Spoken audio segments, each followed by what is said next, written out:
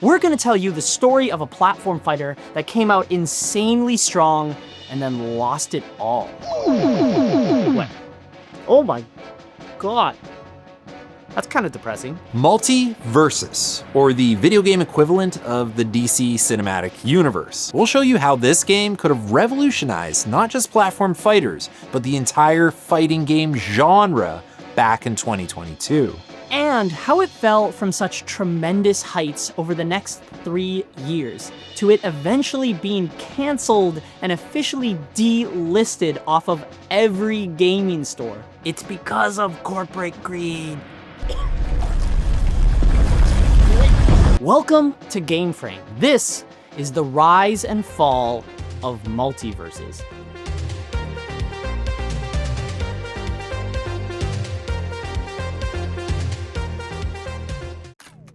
The year is 2022. Super Smash Bros. Ultimate has officially completed its legendary DLC run with characters like Sora, Joker, Steve, and Ultimate is hitting new highs for competitive play. But Smash fans like myself are concerned that this might be the end of the platform fighter genre. Will Smash ever come back? What will Sakurai do now? Turns out spend around 90 million yen to make a YouTube channel and then make Kirby Air Rider 2. Kind of a boss move, not gonna lie. Can another game even take the platform fighter throne? It's an important question to ask.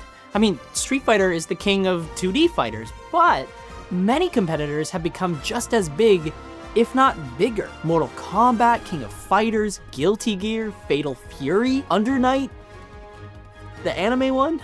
But Smash is the king of the platform fighter genre, and no one has come even close to toppling it, not even Sony. But there are rumors in 2021 that maybe something might be in the works, specifically from Warner Brothers. Much like Nickelodeon All-Stars Brawl, Warner Brothers was looking to build a platform fighter to take down Smash, with a long list of its iconic characters. I mean, honestly, seems like a great idea. Warner Brothers has the potential for some really good characters. Gandalf, Godzilla, Samurai Jack, Sheldon from Big Bang Theory, Willy Wonka, Leonard from Big Bang Theory, hell, even Young Sheldon from Young Sheldon, the spin-off from Big Bang Theory.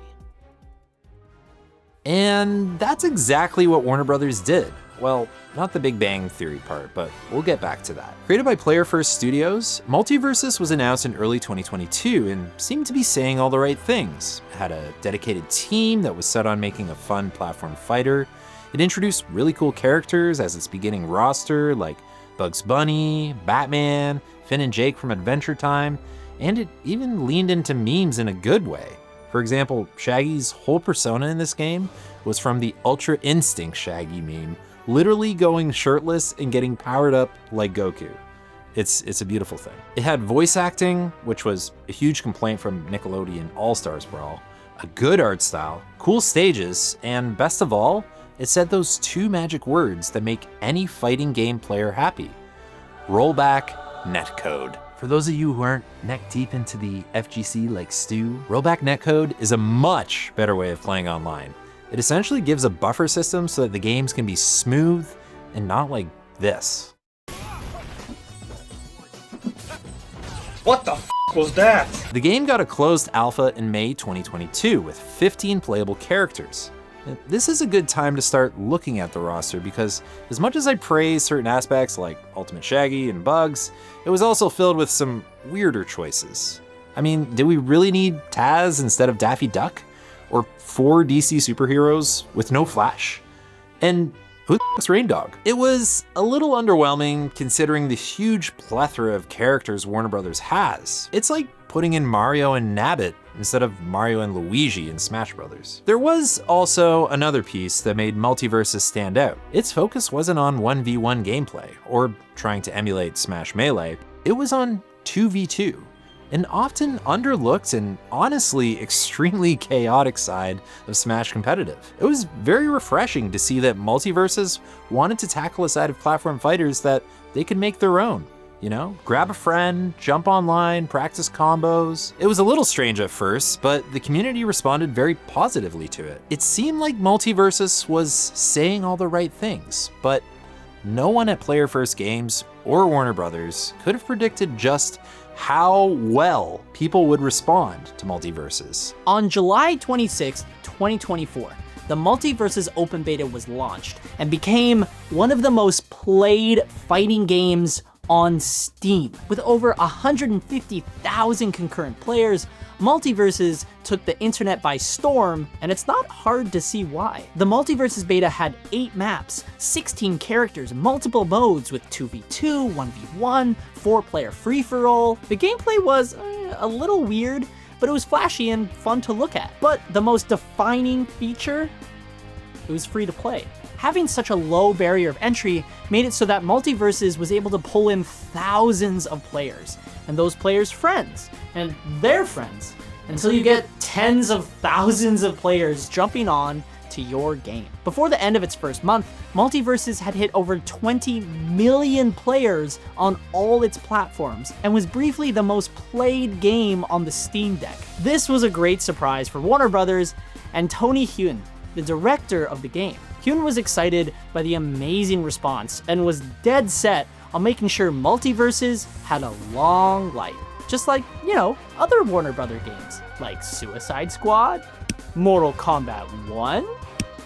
Warner Brothers Interactive Entertainment president David Haddad called MultiVersus an important critical step into that free-to-play, high-definition games category that we believe we can really do something meaningful in. We're thrilled to see by the 20 million that fans are really responding to it. Great job, Warner Brothers. So then, how come only 4 months later, the game lost over 97% of its concurrent player base? 97%.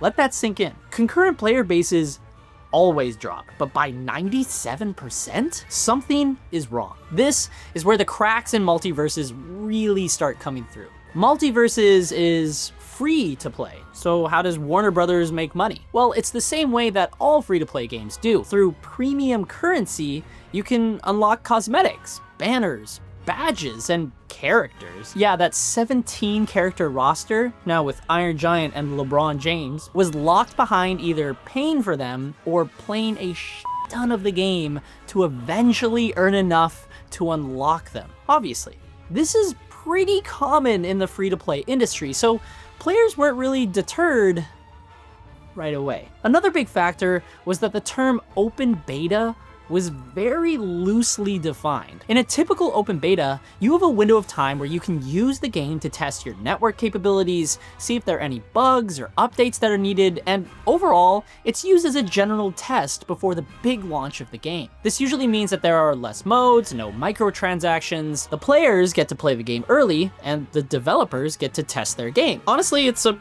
win-win, but MultiVersus open beta seemed closer to an early access game, where it was constantly asking for money, either through premium currency, buying the Founders Pass to get a head start on building currency in the game, or trying to get players to do their Battle Pass. Yeah, a Battle Pass in an open beta. This didn't feel like a limited test, this felt like a soft launch. This was then amplified when MultiVersus announced that it would have multiple seasons in the beta. Throughout the next few months, new characters and stages would be added to this beta, along with patches and bug fixes coming soon. But I think the most damning part was from the official gameplay trailer description of MultiVersus. Ready for us to come back?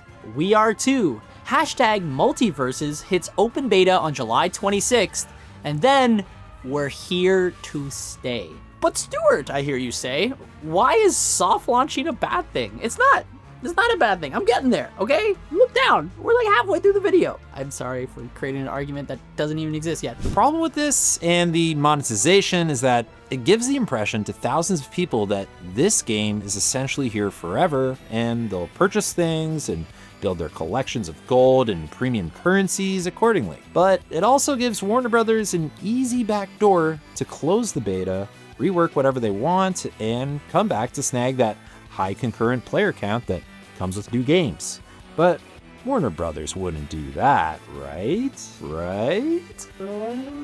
Right? Yeah, you guessed it.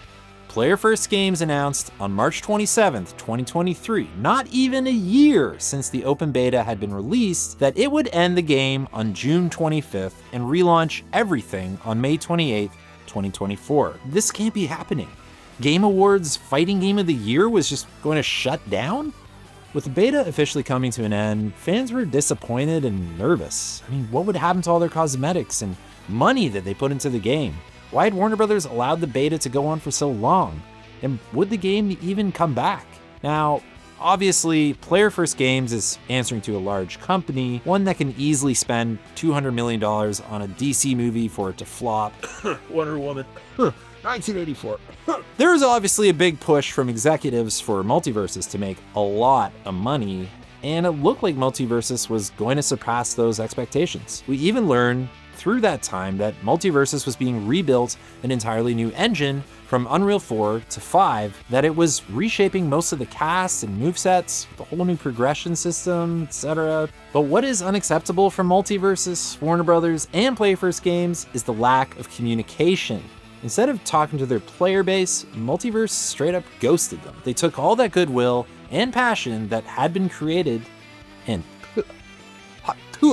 spit on it. How am I supposed to trust and support a game that I love if you're willing to trick me to get more money? How does any game hope to build a core audience through these practices? The only hope MultiVersus had was to release bigger and better than ever before. So did they? No. It's now May 8th, 2024. About 2 years since the MultiVersus closed alpha, and the game has finally released to honestly pretty good reviews and critical reception. But for fans, the game wasn't even close to what it should be. From such high hopes to extreme disappointment, MultiVersus would need to give its players a big reason to jump back into the game. Instead, MultiVersus released with fewer features and an arguably worse launch than the original beta. The full game removed a bunch of different features, like team color options, access to full rosters offline, being able to test characters before buying them, leaderboards, after battle reports, free-for-all modes with items, cooperative battles against AI. So what did it add, other than, more loading screens? Well, it doubled down on its monetization, almost literally. Characters in the beta used to cost around 1,500 fighter coins. A lengthy process to unlock characters, but not that obscene. But with the full release, characters ranged from 3,000 to 6,000 fighter coins to be unlocked. Of course, you could always just buy the Gleamium, their stupid name for their stupid premium currency, but even that wasn't simple. An IGN article did the math, and from all the bundles, the best process was extremely pricey. To quote IGN, players who want the full roster immediately must therefore pay, using the cheapest options available, $155 US. I'm in Canada, that's like $1 billion. With the 23 character roster only increasing in size and only 5 characters available at launch without buying them, players were obviously pissed. Now, of course, if you had unlocked characters from your beta experience, you would have had access to them, and most things transferred over as well, including Gleamium, yay! But with the increased cost of fighters and cosmetics, every single currency essentially got hit with inflation. Everything except gold. Gold was used to unlock profile icons, toasts, help with daily missions, and most importantly, fighters. Players from the beta who had put hundreds of hours into the game, building a large stockpile of gold, were instead rewarded with a banner, icon, or badge.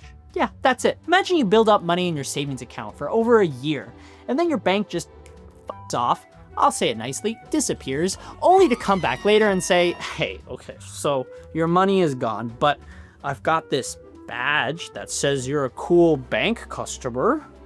How do you think you would feel? All right, so it means you gotta strap up your boots, stop eating avocado toast, and work all your progress back. So how long does that take? Well, this user on Twitter noted that after 38 hours of pure PvP gameplay, they were able to unlock a single character. After 100 minutes of 2v2s, I gained 130 fighter currency, that's 78 per hour, Most fighters cost 3,000. At 6K, the Joker would take me 77 hours to unlock. Are you junking me? Of course, there are missions, PvE modes, and much more to help alleviate this, but to have your core gameplay loop demand that much for one character is diabolical, like Joker level diabolical, maybe Riddler level diabolical. You're asking me to put in the same time as it takes to complete Mario Sunshine twice, all for one character. And that character could be Black Adam.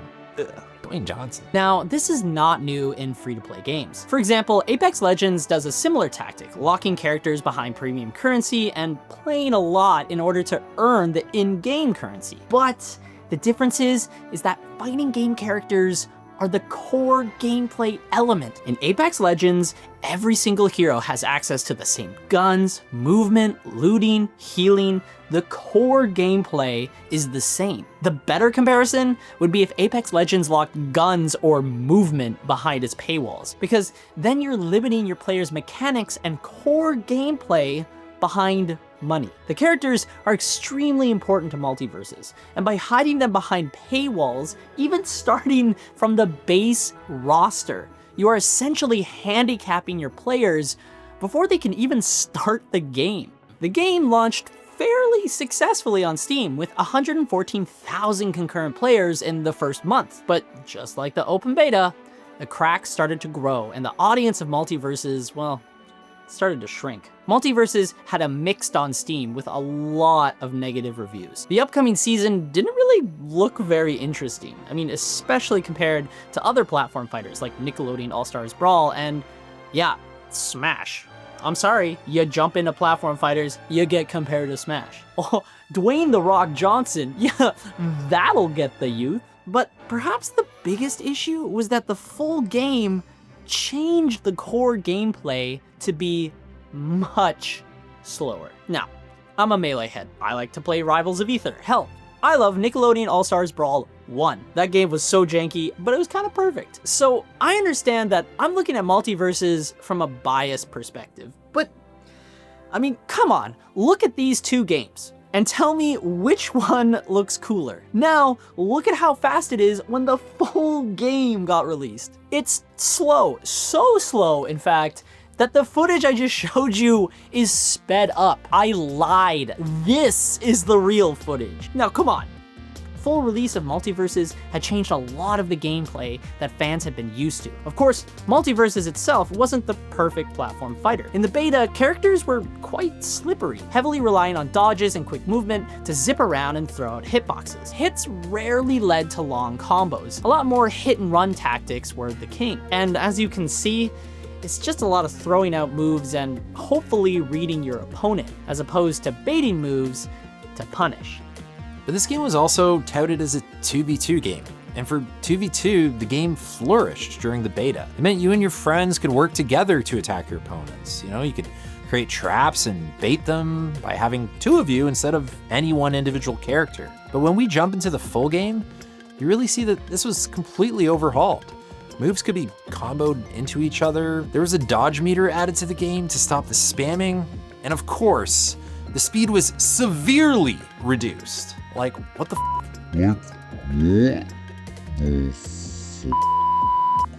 I think the biggest issue was that it felt like Player First Games had given a middle finger to its core audience from the beta. Obviously, there were a lot of issues with monetization and fewer features, but the main gameplay was there, except now it was completely different to what the audience fell in love with. And when you change something that important, you will always get people frustrated and mad. But with MultiVersus, it felt more like a final straw rather than another notch. It wasn't too long after the release that MultiVersus fell from its around 100,000 concurrent player base back to around 2,000 to 4,000. Player First Games tried to put out more characters and stages, trying to entice people to come back, but the damage had already been done. Not even the Powerpuff Girls. I mean, look at how cool this is as a character. Jason Voorhees or even Lola Bunny could get these gooners, players back. Only one character could have done that. This is my interpretation if Sheldon got announced for MultiVersus. As their player base shrunk, go figure, Warner Brothers admitted that MultiVersus was a big loss for them, adding to the $100 million loss of many of their other studios. And in February 2025, Warner Brothers announced that Player First Games would be closing down along with MultiVersus. Season 5 with Lola Bunny and Aquaman would be their final season before shutting down May 30th, 2025. This means that right now, you cannot download MultiVersus on any gaming store page. Some players still have access to the game offline only, but I don't think this will become like PT, with resellers trying to sell their PS4s with limited edition MultiVersus games. This game, and unfortunately the Studio 2, is gone. Sucked off into another Warner Brothers write-off. Release Batwoman. You cowards. So why did MultiVersus fail? There's a bunch of different reasons you could point to. Warner Brothers, corporate greed, unfair monetization, alienating their casual audience, inconsistent updates and new features added, unreliable communication, or just the fact that they added 2 gremlin characters when they could have had Ross from Friends. Do you know what I mean? When LeBron was added, everyone was talking about it and it was huge. Ultra Instinct Shaggy? Massive. Why are you putting in 2 gremlin characters? Who do you think your audience is? It's not 30-year-olds, I'll tell you that much. Wait, I'm 30. But honestly, I think the biggest reason is disappointment. MultiVersus looked to be the next platform fighter, and it was paving the way to revolutionize them. I'm serious, not through gameplay, but through the free-to-play model. There's a world out there where fighting games are free-to-play, with consistent updates and characters that generate a lot of money. 2XKO, which is Riot's new fighting game, is going to be free-to-play, and it honestly looks and plays great. Now we just have to wait for it to come out. It'll come out. Virtua Fighter 5 had a re-release on PlayStation as a free-to-play title and became the series' most downloaded and played game. There's a world where I can get my friends to try out the new Street Fighter, play a couple games with Ryu and Ken, and have Capcom make a shit ton of money. But instead, MultiVersus shows us the error with free-to-play. It's a lot of upfront costs. You need to grab people's attention and deliver on it, and that's something really difficult to do. Of course, if you're Warner Brothers, you definitely have the budget to do this, and who knows, maybe Injustice 3 or Mortal Kombat 13 will go free to play. But if they do, just remember, lock everything behind monetization. Bazinga. Bazinga. Bazinga. Yeah, there, that's pretty good. Bazinga. Check out our free Patreon where we have a podcast where we discuss who is the best and worst characters in MultiVersus. Turns out LeBron is the GOAT always. And if you think AI might be taking over the gaming world, well, you might be right. Check out this episode of Game Frame where we talk to real-life indie devs on how AI is helping them build their games and potentially take their jobs. And don't you forget, frame on, gamers. Activate. Frame on, gamers. Spend 4 hours doing an edit that no one will see.